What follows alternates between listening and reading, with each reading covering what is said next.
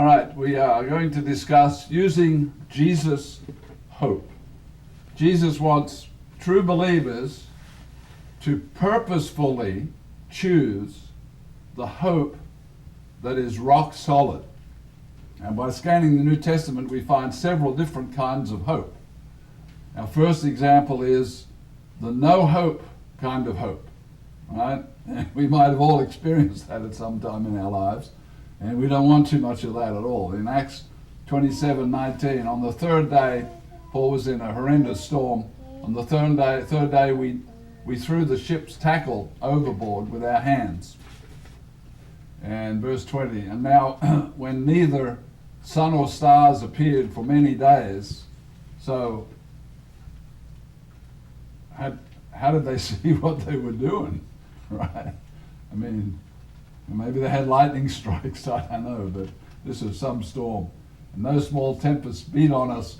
All hope that we should be saved alive from the ship journey was finally given up. So they just felt hopeless. This is going to end terribly. Then God stepped in, told Paul how he was going to keep everybody alive if nobody left the ship. And they were all saved. So, they went from the worst conditions to the best conditions, but it started out being hopeless. Another no-hope example is in Ephesians 2:12. At that time, you were without Christ, having no hope.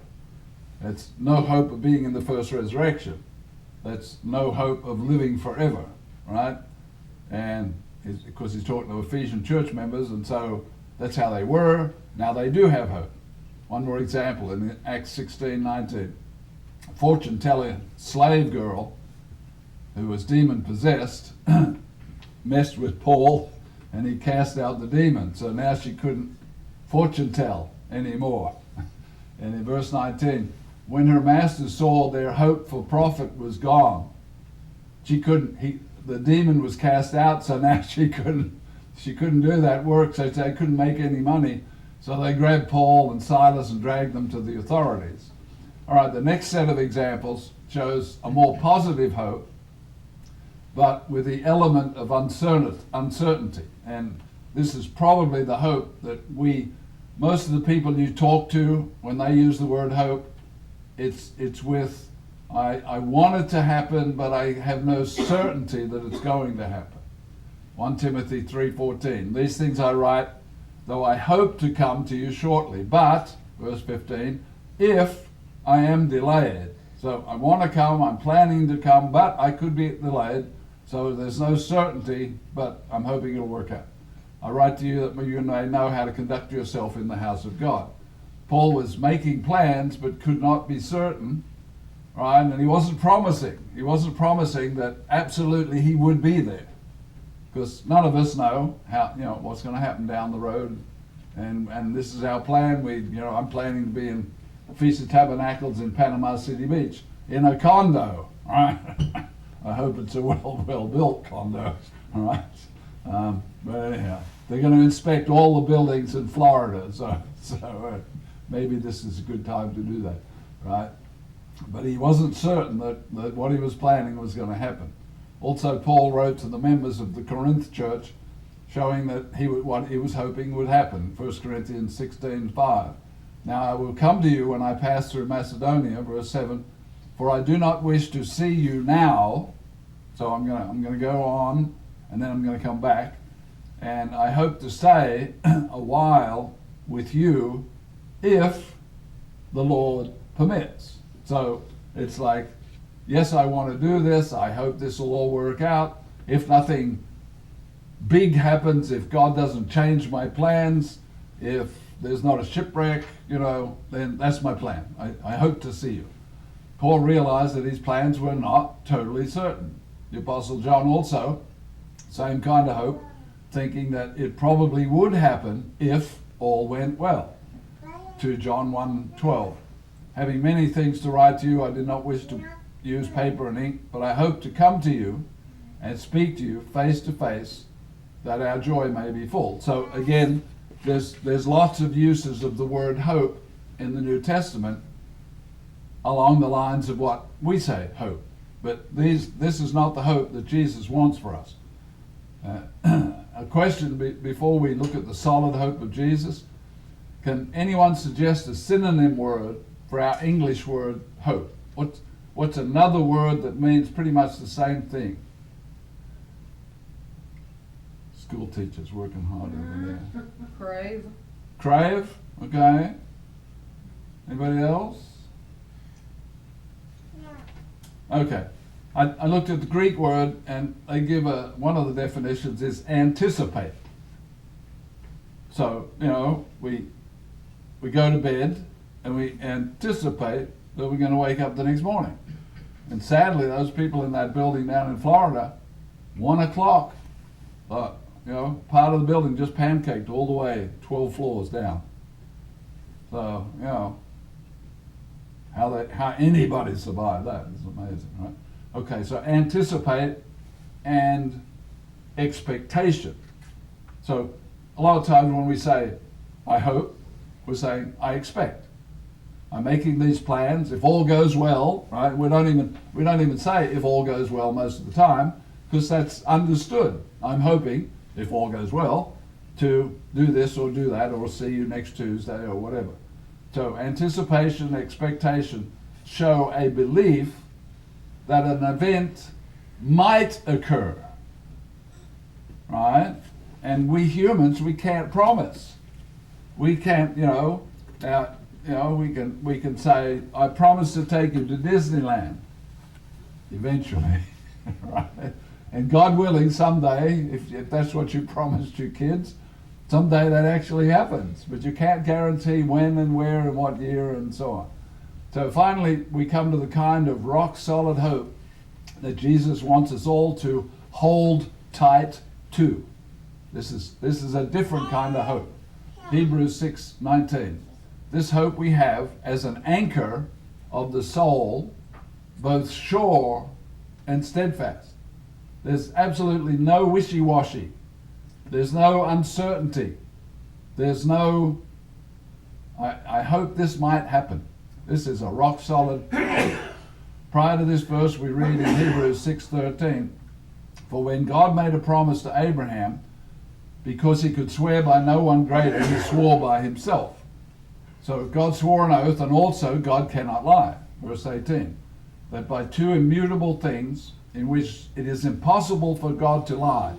We probably ought to stop there and have a deep breath. Isn't it great that God will never lie? If you watch TV, the lies are coming so fast, it's like machine gun bullets. Like lie, lie, lie, lie, lie. And if you don't have your background, you don't know if it's a lie or not.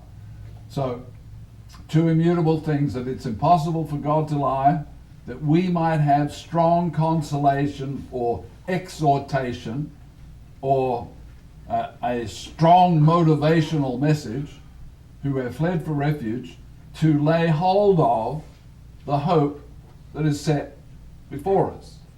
So God is saying, here's my plan for your life.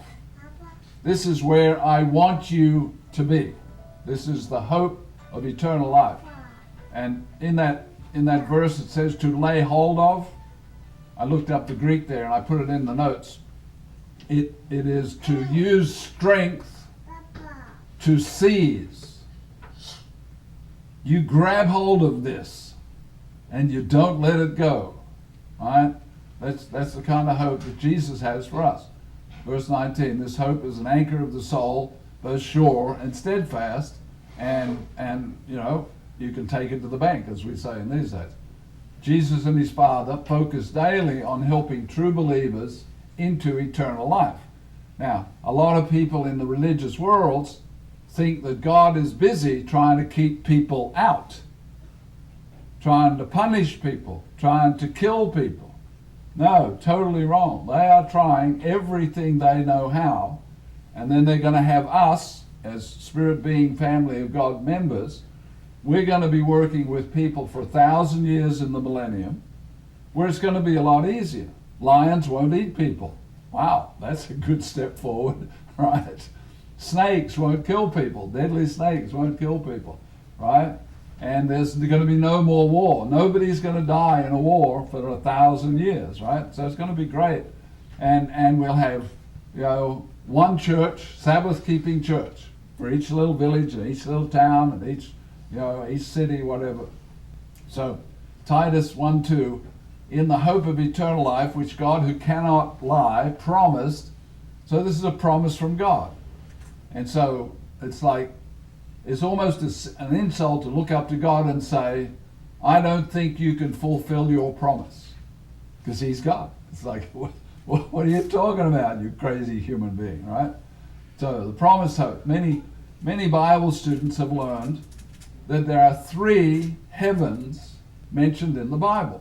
Now, all of us here, we've heard this over and over and over again. There are 3 heavens in the Bible. So there's the heaven where God's throne is, right? So that's God's palace, God's throne room, God's special place.